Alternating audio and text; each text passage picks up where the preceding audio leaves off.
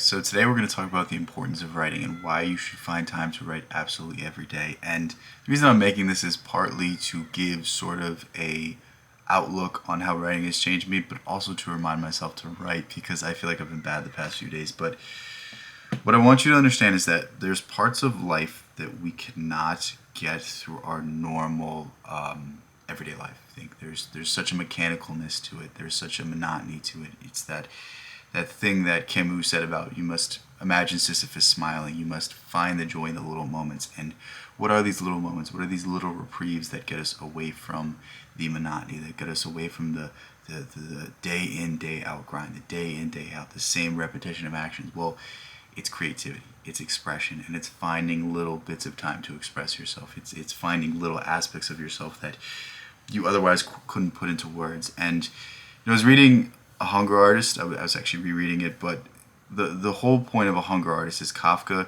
writes this story about a man who is a hunger artist who starves himself for the sake of a crowd looking at him and paying him, and he's almost like a circus attraction. But in the end, he says he didn't do it for the sake of he liked it. He did it because he had to. And what Kafka's saying with this is that he wrote because he had to. He wrote because he was forced to. He wrote because there was something he needed to say that couldn't be expressed in any other manner, that he couldn't express that distrust, that distaste for life, that lack of a father figure that he had. And it was only through his writing that he could explain these things. And what I'm really trying to get at is you can find the same thing, is you can find the same missing part of your life. It doesn't necessarily need to be something grand. It doesn't necessarily have to be an entire novel. What you could just do is write a poem.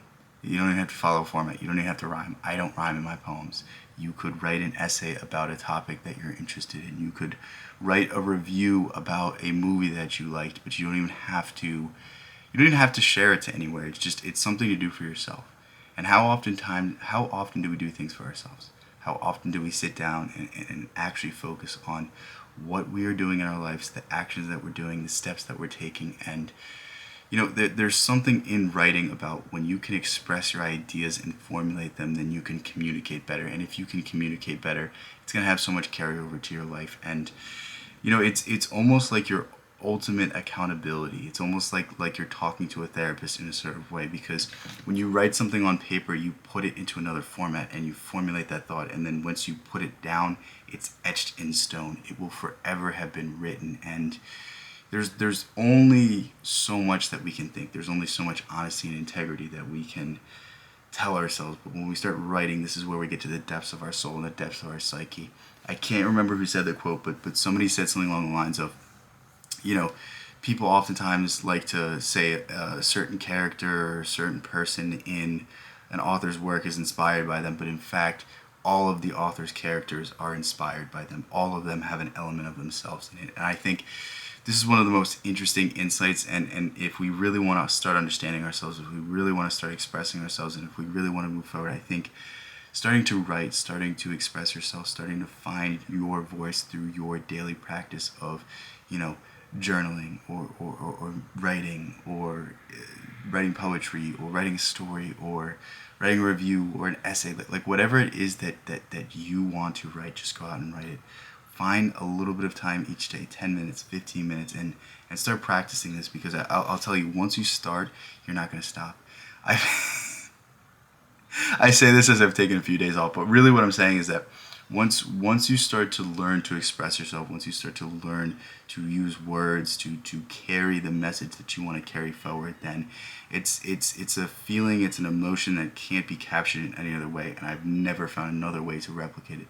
The closest thing is coming on stream or coming on a video and talking about it, but even that, it's a different medium, and you can't get the same emotions through the same aspects. And yeah, hopefully this is something that you take to heart. Hopefully this is something you start doing. I recommend starting with something that's not so, like you may have it in your mind that I want to write a book. I don't recommend doing that. I don't recommend that being your first thing, because even like the greatest artists, they kind of push off of their early works and they say, I don't even recognize that. I just want you to start writing little things. Just no pressure, no intensity, no forcing yourself to do anything. If you sit down to write and you only write 50 words. Well, in those 50 words, there's something in there that tells you about yourself. So start off small, start building these habits, start doing these things, start growing, start learning, start expressing yourself in different ways so that you can find the aspects of yourself that you really enjoy, the aspects of yourself that you need to work on, and be able to direct yourself. Your writing is really a sneak peek into your psyche, and if you can get a sneak peek into your psyche, then you can know where you need to go. So with that said, love you guys. Hey guys, peace out. I'll catch you in the next one.